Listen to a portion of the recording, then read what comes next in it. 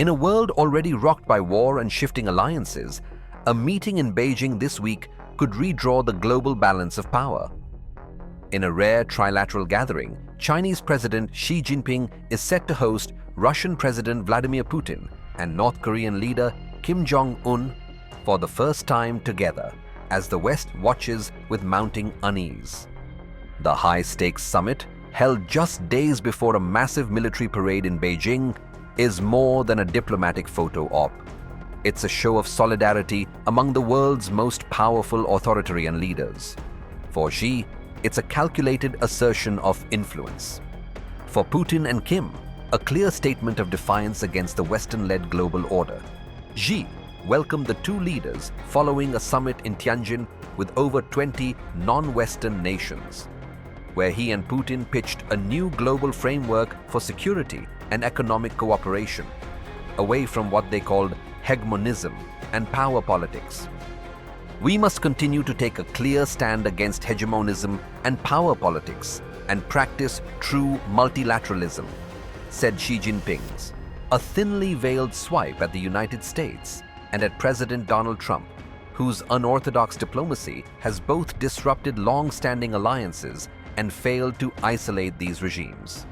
This week's gathering signals the emergence of a new trilateral axis, possibly built on the foundation of mutual defense.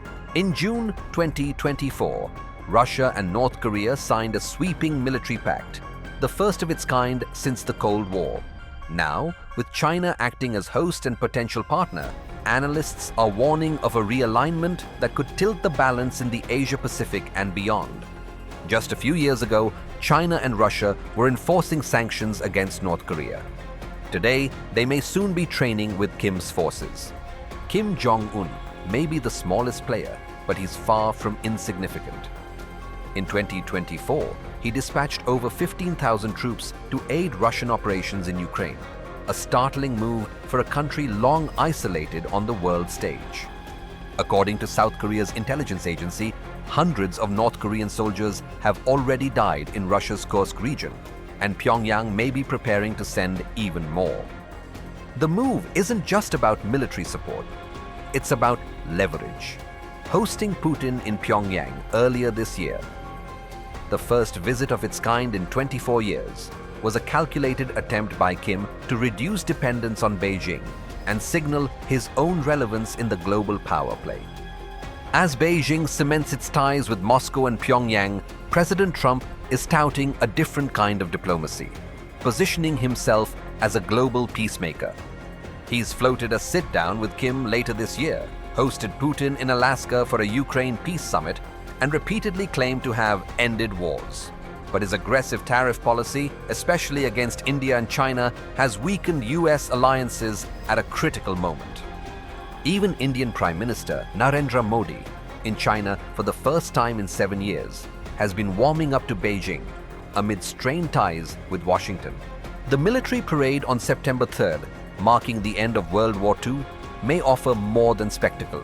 A grouping of nations united not just by anti-Western sentiment, but by shared goals of undermining the post-war international order.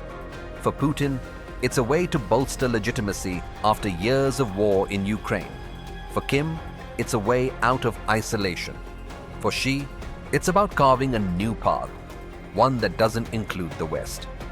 Putin, speaking at the Shanghai Cooperation Organization Summit, summed up their ambitions. "A fair balance in the security sphere must be restored," said Vladimir Putin. That's Kremlin shorthand for pushing back against NATO and Europe's security architecture.